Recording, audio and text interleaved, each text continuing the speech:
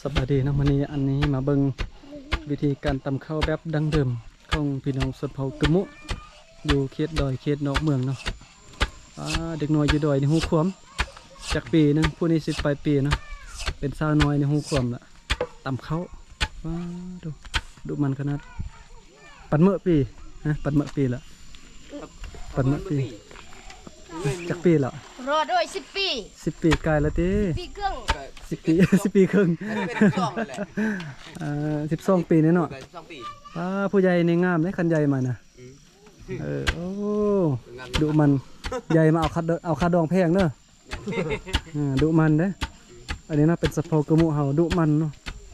หูเฮ็ดเรียกแต่น้อยนะตำข้าวไปนึ่งเนาะก็ไปมาแล้วก็นึ่งอันนี้จะเป็นข้าวไฮเด้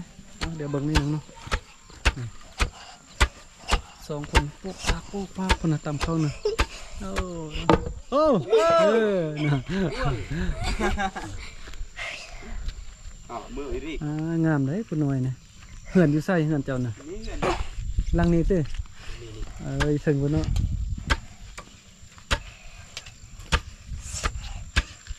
จำเป็นนี่ก็ถ่ายเป็นภาพบรรยากาศที่หาเบิ่งได้ยากเนาะการตำข้าวแบบดั้งเดิมก่อนจะได้เข้ามานึ่งกินบ่แม่นง่ายป่ะพุ่นด้านล่างพุ่นก็เริ่มตำข้าวเริ่มฟัดข้าวเนาะสาบานอยู่นี่ก็เริ่มตำข้าวฟัดข้าวทุกเช้าทุกแรงเนาะเพิ่นยังใช้ชีวิตแบบดั้งเดิมรักษาวัฒนธรรมแบบดั้งเดิมเนาะของคนลาวชนเผ่ากะมุอยู่เขตป่าเขตดอยเป็นภาพบรรยากาศที่หาเบิ่งได้ยากเนาะพายักเบิ่งภาพบรรยากาศแบบนี้ก็เดินทางขึ้นมาดอย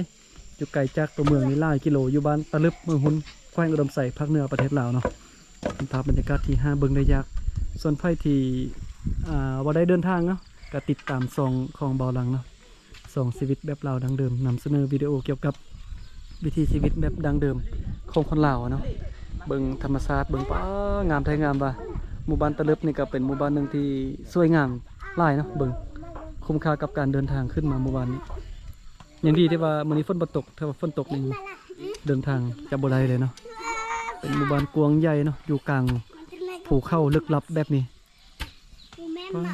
โทษคักขนาดงามเนาะ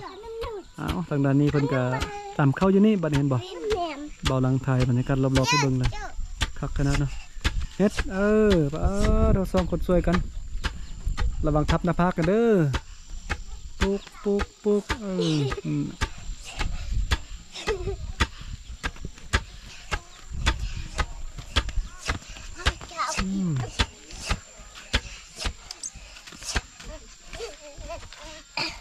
แล้วบ่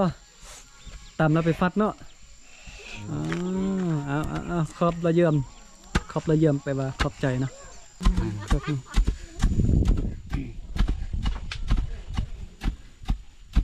ภาพบรรยากาศที่หาเบิ่งได้ยากที่สุดแบบนี้นะ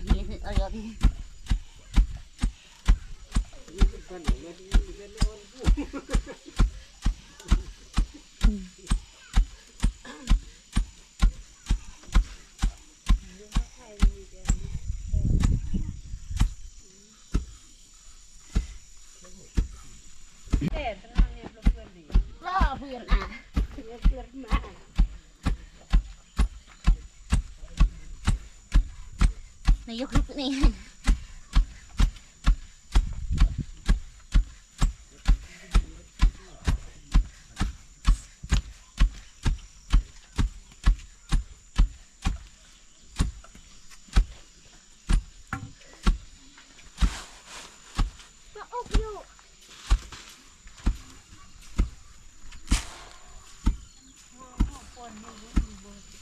เป็นบรรยากาศที่หาเบิ่งได้ยากพ่อแม่พี่น้อง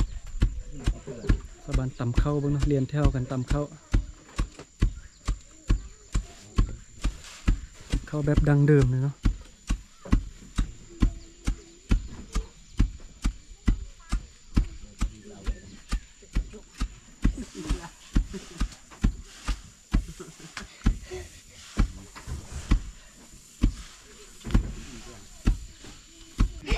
ประเทศดินเพิ่นตำเข้าเนี่ยถ่ายยืนบ่คือจังน้อยแล้วนะถ่ายยืนนั่นนึง เ มันเลยเป็นธรรมดา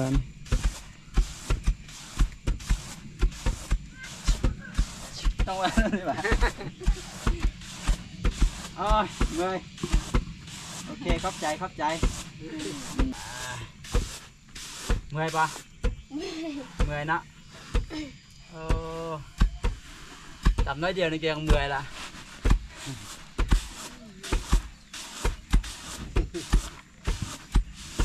เมื่อในคลิปนี้พามาเบิงวิถีชีวิตที่5เบิงได้ยากเนาะ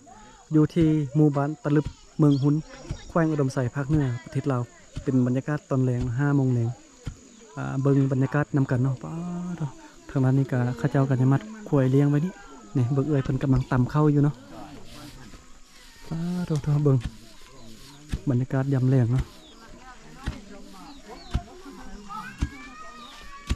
อันนี้จะเป็นบ้านสุดเผากระมุเนาะ เบื้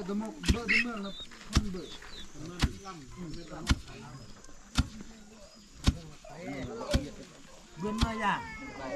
ย่างมาเบื้อนบ่เบื้อนกันบ่